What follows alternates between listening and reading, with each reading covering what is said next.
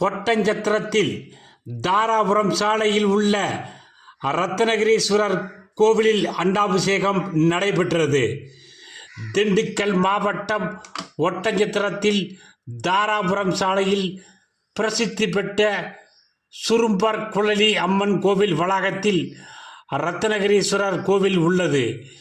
இக்கோவிலில் ஐப்பசி மாதம் பௌர்ணமியை முன்னிட்டு ரத்னகிரீஸ்வரருக்கு பால், பழம், பன்னீர், சந்தனம் உள்ளிட்ட 16 வகை சிறப்பு அபிஷேகம் செய்யப்பட்டு அன்னத்தினால் அலங்காரம் செய்யப்பட்டு சிறப்பு பூஜை செய்யப்பட்டது.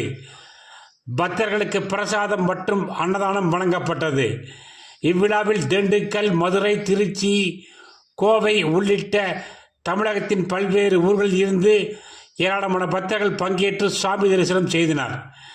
விழாவின் ஏற்பாடுகளை ஸ்ரீ கன்னிமார் கோவில் அறக்கட்டளை, 16 வீடு சுரையவர் குளம் பங்காளிகள் செய்திருந்தனர்.